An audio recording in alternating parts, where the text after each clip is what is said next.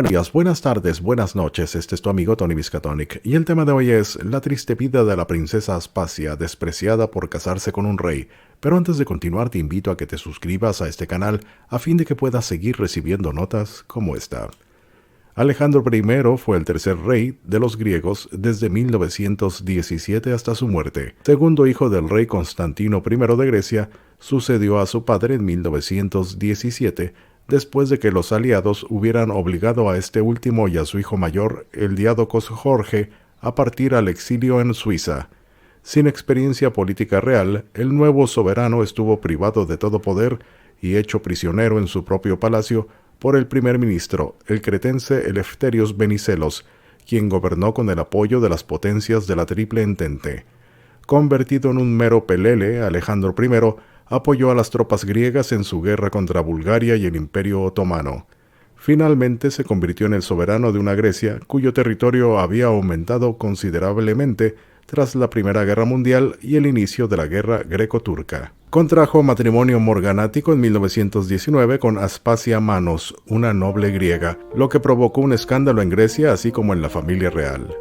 Aspasia y Alejandro I de Grecia contrajeron matrimonio secreto el 17 de noviembre de 1919 en casa de Crestos Salocostas, en Atenas, una vez que los novios lograron convencer al clérigo o archimandrita Zacaritas. La ceremonia fue muy sencilla. Este matrimonio morganático no era aceptado por Constantino I y Sofía de Prusia, reina de Grecia, que estaban exiliados en Suiza junto con el resto de sus hijos. Por otro lado, el primer ministro Eleftherios Venizelos decidió que la unión se mantuviera en secreto con el pretexto de que la noticia no interfiriera en las inminentes elecciones, cuando la verdad era que no estaba dispuesto a conceder a Aspasia el estatus de reina de los griegos. Cuando el matrimonio se hizo público, se desencadenó un escándalo en la corte y la vida política griega. Se intentaron calmar los ánimos alejándolos de Atenas. Por ello, la pareja real emprendió un viaje a París por separado, visitando más tarde en Suiza a la exiliada familia real, de la que recibieron un sinfín de reproches. A la vuelta a Atenas, Aspasia continuaba siendo denominada por todos como la señorita Manos, pero aún así la pareja se instaló en el palacio de Tatoi, decididos a vivir su amor mientras esperaban el nacimiento de su primer hijo. El 2 de octubre de 1920, el rey Alejandro I tuvo un incidente cuando dio un paseo por las tierras de su dominio de Tatoi. Un macaco que pertenecía al administrador de los viñedos del palacio, atacó a Fritz, el perro pastor alemán del soberano, quien intentó separar a los dos animales. Mientras lo hacía, otro mono atacó a Alejandro I y lo mordió profundamente en la pierna y el torso. Finalmente los sirvientes llegaron y ahuyentaron a los monos, que posteriormente fueron sacrificados. Y las heridas del rey fueron limpiadas y cubiertas de inmediato, pero no cauterizadas. No consideró el incidente serio y pidió que no se publicara. Esa noche del suceso, Alejandro I sufría de fiebre alta. Su herida se había infectado y pronto se convirtió en septicemia. Con la rápida evolución de su enfermedad, los médicos planearon amputarle la pierna, pero nadie quería hacerse responsable de tal acto. Operado 7 veces, Aspasia lo cuidó durante las 4 semanas de su enfermedad. Bajo el efecto del envenenamiento de la sangre, el joven rey sufrió terriblemente y sus gritos de dolor se escuchaban en todo el palacio real. El 19 de octubre se volvió delirante y llamó a su madre. Sin embargo, el gobierno griego se negó a permitir que la reina Sofía volviera a ingresar al país. En Saint-Maurice, donde fue exiliada con el resto de la familia real, la reina rogó a las autoridades helénicas que la dejaran cuidar a su hijo, pero el primer ministro Venizelos se mantuvo firme. Finalmente, la reina viuda, Olga, viuda de Jorge I, obtuvo un permiso para viajar sola a Atenas para estar con su nieto, pero retrasada por un mar agitado, llegó 12 horas después de la muerte del rey, el 25 de octubre de 1920. Informados por telegrama esa noche, otros miembros de la familia real se enteraron de la muerte con tristeza. 2 días después de la muerte del monarca, su funeral se celebró en la Catedral Metropolitana de Atenas. Una vez más, a la familia real se le negó el permiso para ingresar a Grecia. En consecuencia, aparte de Aspasia, solo la reina viuda Olga estuvo presente en el funeral. El cuerpo de Alejandro I fue enterrado en el cementerio real del Palacio de Tatoi. Teniendo 4 meses de embarazo al momento de la muerte de su esposo, Aspasia se retiró al Palacio Diádocos en Atenas. En Grecia, la inesperada muerte de Alejandro I tuvo consecuencias mucho más graves. Planteó la cuestión de la sucesión e incluso la supervivencia de la monarquía. Debido a que el rey se había casado sin el permiso de su padre o del jefe de la Iglesia Ortodoxa, era técnicamente ilegal, el matrimonio nulo y el hijo póstumo de la pareja ilegítimo según la ley. Por lo tanto, mantener la monarquía implicaba encontrar otro soberano, y como los seguidores del primer ministro Venizelis todavía se oponían a Constantino I y a su hijo Jorge, el gobierno decidió ofrecer la corona a otro miembro de la familia real, el joven príncipe Pablo. Sin embargo, se negó a ascender al trono, el cual permaneció resueltamente vacante. Con el embarazo de Aspasia llegando a su fin, algunos conspiraron para colocar a su hijo en el trono y los rumores incluso aseguraron que ella apoyaba esta solución. La victoria de los monárquicos en las elecciones del 1 de noviembre de 1920 cambió todo. Dimitrios Rallis reemplazó a Eleftherios Venizelos como primer ministro y el rey Constantino pronto fue restaurado. La restauración de Constantino I al principio no trajo ningún cambio a la situación de Aspasia, considerada intrigante por parte de la familia real, especialmente por su cuñada, la princesa Elizabeth de Rumanía, que la odiaba. Tenía la sospecha de que quería poner a su hijo, que estaba a punto de nacer, en el trono. La familia real temía el nacimiento de un hijo varón, lo que podría complicar aún más la situación política en un momento en que Grecia ya estaba en guerra contra el Imperio Otomano, contra los turcos. Sin embargo, no todos los miembros de la familia real compartieron esta desconfianza. La princesa Alicia de Battenberg, tía del difunto Alejandro I, eligió pasar la Navidad de 1920 en compañía de Aspasia. Por su parte, la reina Sofía, que anteriormente se oponía firmemente a la relación de su hijo con Aspasia, se acercó a su nuera y esperó el nacimiento de su primer nieto. El nacimiento de Alexandra el 25 de marzo de 1921 causó un gran alivio a la familia real. Según los términos de la ley sálica que prevalecía en Grecia, la recién nacida no podía reclamar la corona y era poco probable que la usaran para socavar la dinastía. Por lo tanto, el rey Constantino y la reina viuda Olga aceptaron fácilmente convertirse en padrinos de la niña. Aún así, ni la niña ni su madre recibieron más reconocimiento oficial. Solo en julio de 1922, y a instancias de la reina Sofía, se aprobó una ley que permitía al rey reconocer retroactivamente los matrimonios de miembros de la familia real, aunque no de forma dinástica. Con este subterfugio legal, Alexandra obtuvo el tratamiento de Alteza Real y el título de princesa de Grecia y Dinamarca. La condición, el estado de Aspasia, su madre, sin embargo, no cambió con la ley y ella seguía siendo una simple plebeya a los ojos del protocolo. Humillada por esta diferencia de trato, Aspasia se acercó al príncipe Cristóbal de Grecia, quien también se casó con una plebeya, y le suplicó que intercediera en su nombre. Movido por los argumentos de su sobrina, el príncipe habló con la reina Sofía, quien eventualmente cambió su opinión. Bajo la presión de su esposa, el rey Constantino I emitió un decreto publicado el 10 de septiembre de 1922, bajo el cual Aspasia recibió el título de princesa de Grecia y Dinamarca y el tratamiento de Alteza Real.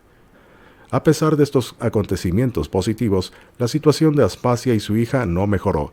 De hecho, Grecia experimentó una grave derrota militar contra Turquía y un golpe de estado pronto obligó a Constantino I a abdicar a favor de su hijo del Diádocos Jorge el 27 de septiembre de 1922.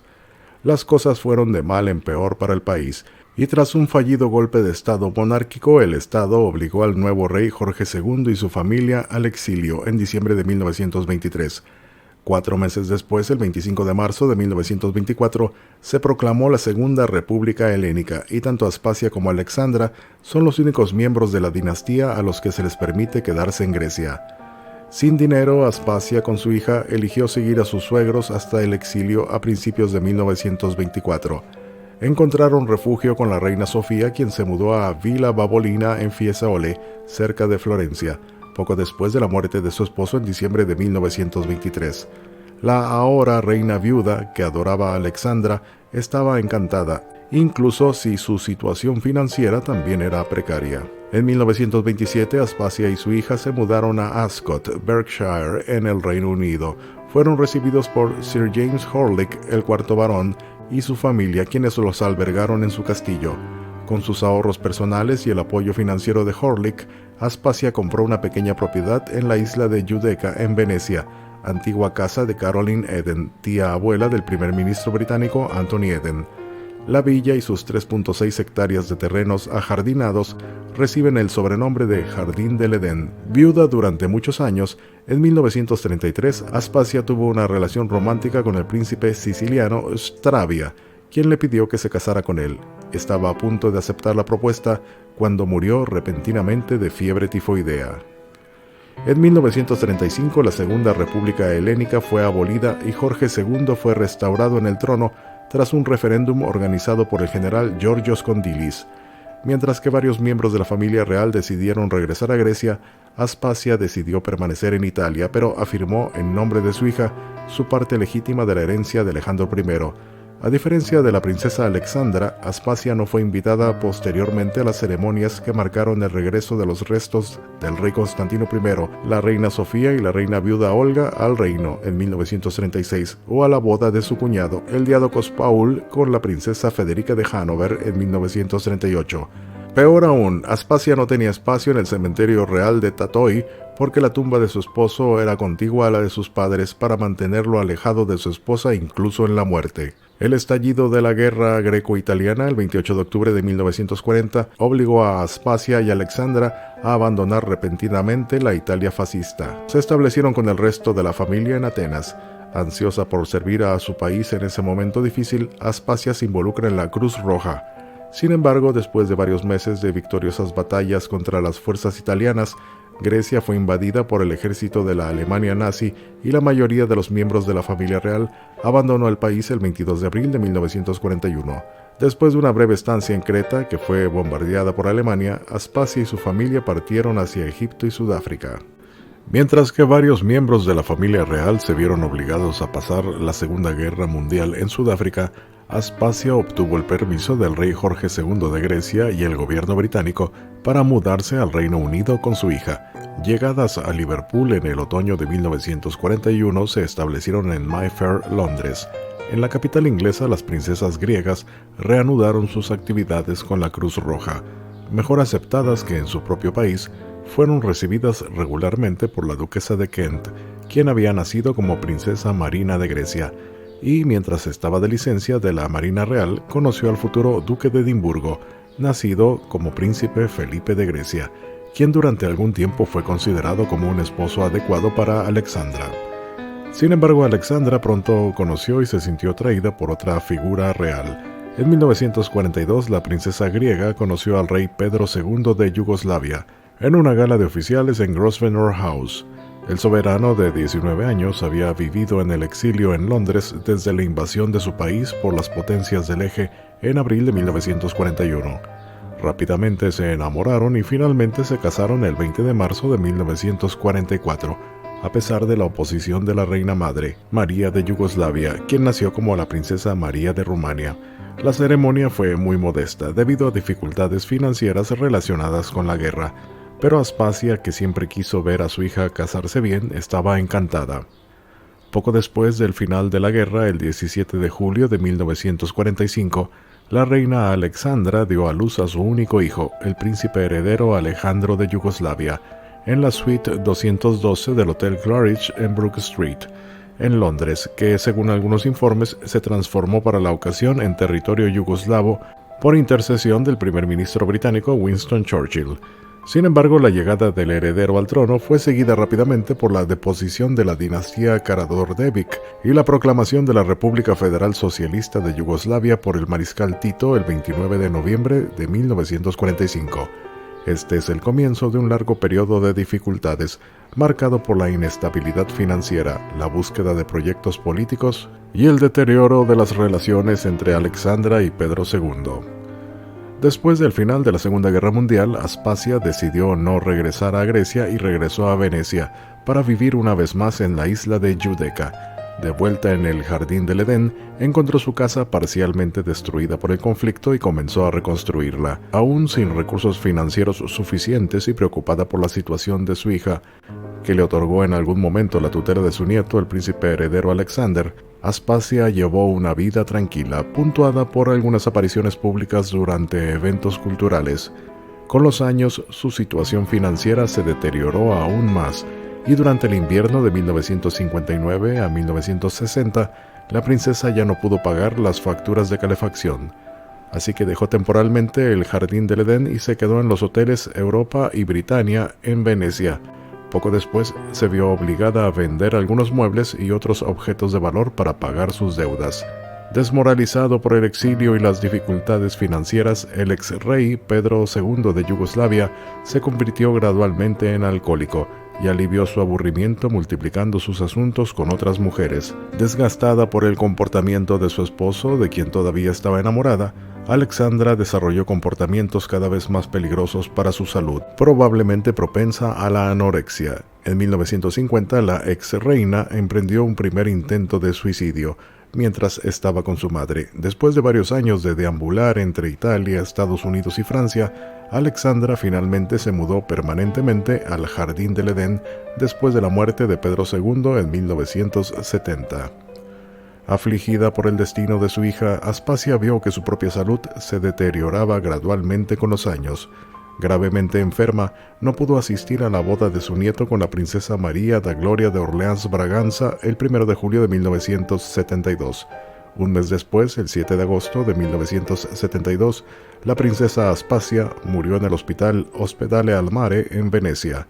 En ese momento Grecia estaba gobernada por el régimen de los coroneles, por lo que Alexandra decidió enterrar a su madre en la sección ortodoxa del cementerio de la isla de San Michele, cerca de Venecia. Solo después de la muerte de Alexandra, en enero de 1993, los restos de Aspasia y su hija fueron transferidos a la parcela del cementerio real en el parque de Tatoi, cerca de Dekelia, a pedido del príncipe heredero Alejandro de Yugoslavia.